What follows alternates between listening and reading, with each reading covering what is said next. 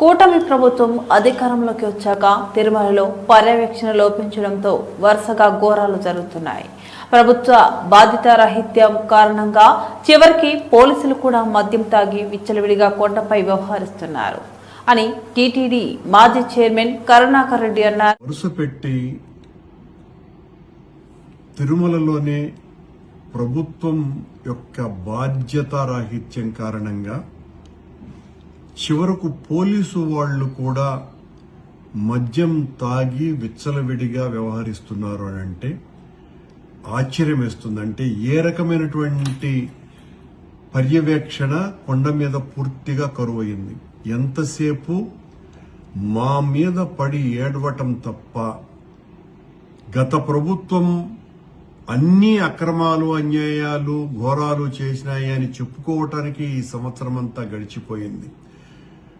ఈ సంవత్సరం అంతా కూడా వీళ్ల పాలనలో ఎన్ని రకాలైనటువంటి ఘోరాలు అపచారాలు జరిగినాయి అన్నటువంటి దాని మీద సమీక్షలు చేయటం గాని సరిదిద్దుకోవటం గాని ఇలాంటి కార్యక్రమాలు ఒక్కటి కూడా చేయకపోవటం మూలంగా ఈ రోజున ఏపీఎస్పీ బెటాలియన్ కు సంబంధించినటువంటి 3 పోలీసులు పోలీసు వాహనంలో తప్పతాగి కొండకు వచ్చి అక్కడ సచివాలయం దగ్గర యాక్సిడెంట్ చేస్తే అక్కడ వాళ్ళ ఆ జీపు టైరు కూడా పంక్చర్ అయిపోయి వాళ్ళ గొడవల్ని చూసి అక్కడ ఉన్నటువంటి స్థానికులు అబ్జర్వ్ చేసిన తర్వాత పోలీసు వాళ్ళు వచ్చి డ్రంక్ అండ్ డ్రైవ్ టెస్ట్ చేస్తే వాళ్లకు 300 పాయింట్లు వచ్చినాయి అని అంటే పోలీసు వాళ్లే మమ్మల్ని ఎవ్వరూ ఏం చేయలేరులేనని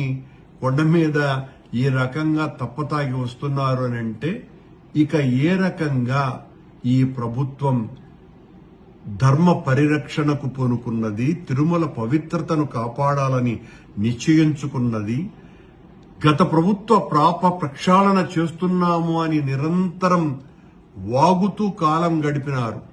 నిన్న ఒక ముస్లిం యువకుడు ఆ కళ్యాణ మంటపం దగ్గర ప్రార్థన చేస్తే దీని వెనుక వైసీపీ వాళ్ళు ఉన్నారేమో అని ఎంత నీచంగా మాట్లాడుతున్నారు, ఎంత అన్యాయంగా వ్యవహరిస్తున్నారు. మీరు మీ హయాంలో జరుగుతున్నటువంటి తప్పులు జరగకుండా ఉండటానికి ఏం చెయ్యాలన్నటువంటి విషయాల పట్ల శ్రద్ధ వహించకుండా నిన్న ఆ రకంగా మాట్లాడాడు ఒక బోర్డు సభ్యుడు.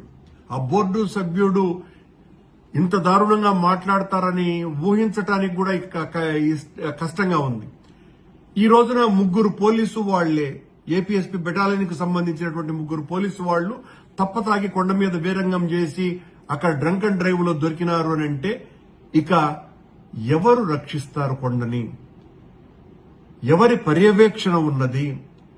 ఎవరైనా పట్టించుకుంటున్నారా? ఎంతసేపు మీ పైరవీలు, మీ విఐపీలకు ఊడిగాలు, మీ దర్శన టికెట్లు అమ్ముకోవటాలు, వీళ్లతో మీరు కాలం గడుపుతూ మా మీద అబండాలు ఇంకా సంవత్సరం గడిచిపోయినా మీరు అధికారంలోకి వచ్చి మా మీద మాట్లాడటమే తప్ప అక్కడ జరిగే ప్రతి అన్యాయానికి ఈ రోజున ఈ 3 పోలీసు వాళ్లు తాగి వచ్చిన దానికి కూడా ఆ బోర్డు సభ్యుడు దీని వెనుక వైసీపీ వాళ్ళు ఉన్నారేమో అని చెప్పినా కూడా ఆశ్చర్యపడాల్సిన పనిలే.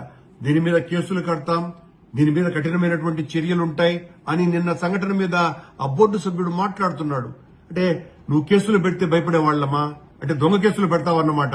నీ హయాంలో జరుగుతున్నటువంటి తప్పుల్ని సరిదిద్దుకునేటువంటి కార్యక్రమాలు చేయకుండా అక్కడ జరుగుతున్నటువంటి తప్పులని ఎత్తి చూపిన దానికి వైఎస్ఆర్ కాంగ్రెస్ పార్టీ నాయకుల మీద కేసులు పెట్టి జైళ్లలోకి పంపిస్తావా? ఎంత దారుణంగా ఉందండి. అక్కడ మీ పాలనలో పాప ప్రక్షాళన చేస్తాము అని చెప్పి మీరు వచ్చిన తరువాత నిరంతరము అపచారాలు అన్యాయాలు ఘోరాలే జరుగుతున్నాయి.